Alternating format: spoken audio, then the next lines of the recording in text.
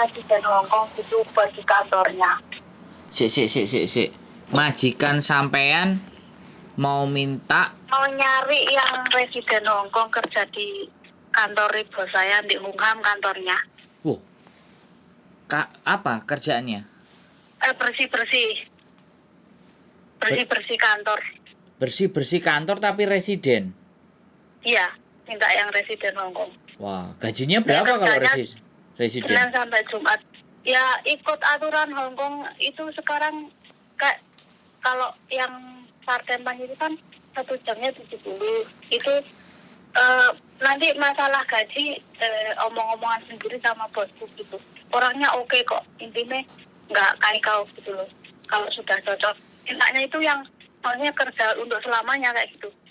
Awalnya dulu itu pembantunya orang Thailand yang bersih terus orangnya sakit, sekarang terus minta kalau ada orang Indonesia gitu mintanya. Tapi yang permanen. Iya. Ya sudah, nanti tak infokan kalau ada teman-teman yang mau. Soalnya teman-teman dari pagi sampai biasanya dulu jam 9 sampai jam 4 kayaknya. Kalau nggak salah. Part-time jam. Kalau hari tanggal merah libur. Pokoknya kayak orang kantor gitu. Kantor Senin. Office hour lah. Senin sampai Jumat. Ya. Siap. Loh, kok tahu nomor saya dari mana sampean, Mbak? Nyari-nyari di YouTube. Aku kan selalu ngikuti Mbak Yuni sampean, Mbak Yuli itu saya ikuti terus, tiap hari ada konten itu saya selalu lihat.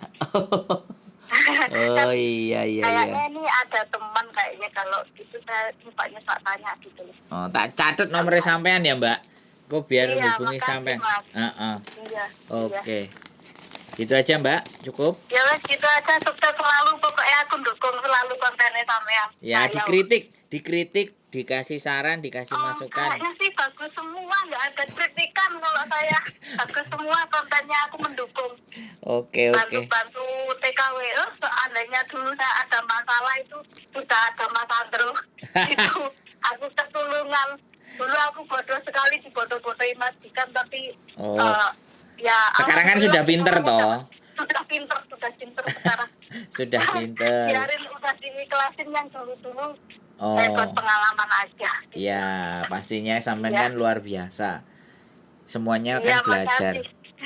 Siap. Iya, kita kan mikir coba juga dulu sudah ada Mbak Yuni, ada Mas Andro, gitu aku ada yang nolong kayak gitu. Ya sekarang ganti sampean yang nolong teman-teman. Kalau sampean ngerti, sampean pinter. Gitulah kepinginnya bantunya kalau lihat YouTube ada iklan nggak aku skip biar kalian cepet bisa nolong teman-teman yang masih kesulitan. Gitu. Terima kasih. Ya mudah-mudahan nanti kan kita bisa dapat jadi harapannya teman-teman untuk bisa membantu yang bisa kita lakukan dan semampu kita. Gitu Mbak, luar biasa sampean ini. Iya, makasih. Mantep.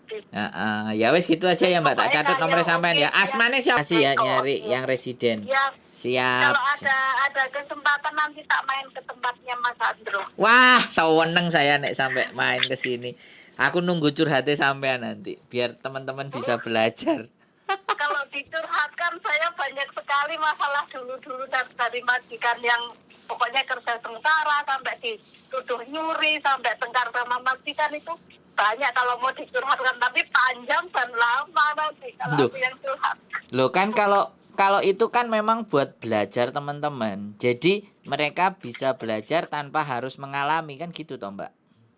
Oh iya. Iya, jadi kalau sampean bisa memberikan pembelajaran supaya mereka tidak mengalami kesampaian, berapa pahalanya itu ditonton sama orang banyak dan mereka jadi ngerti, mereka jadi tahu, kan itu namanya ilmu yang bermanfaat. Lah itu jariah, Mbak. Iya, jadi tahan banting ya di Hong Kong ya. Nah, jadi biar yang nonton anak baru-baru semuanya itu kalau ngelihat perjuangannya sampean, jadi dia walah wong Mbak Iku sampai koyok ngono bisa, kenapa aku tidak? Kan jadinya kayak gitu tuh. Iya, jadinya kan buat semangat sampainya sampai detik ini akhirnya sampean masih sanggup bertahan, sampean bisa menghasilkan apa-apa sesuatu yang di Indonesia sana. Nah, kan kayak gitu tuh. Itu kan semangat jadi. Yang lama-lama jadi kan bisa mikir. Kan gitu Mbak Iya.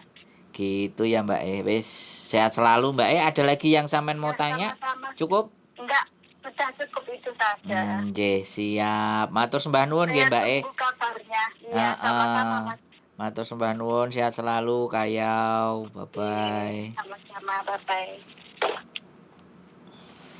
Oke teman-teman semuanya. Jadi dia punya masa lalu, tapi sekarang dia justru malah ngasih kesempatan. Barangkali ada kenalan saya yang sudah residen karena dipekerjakan di kantor untuk bersih-bersih kantor. Otomatis kalau bersih-bersih kantor memang ini benar-benar berarti majikannya tidak mau menyalahi aturan. Tadi jadwalnya jam 9 sampai ya office hour sampai jam 5 atau jam 6 lah. Jadi jam 9 pagi. Karena kalau di Indonesia jam 9 itu sama jam 8 kalau waktu Indonesia Barat. Jadi biasa kalau kerja kantoran bersih-bersih.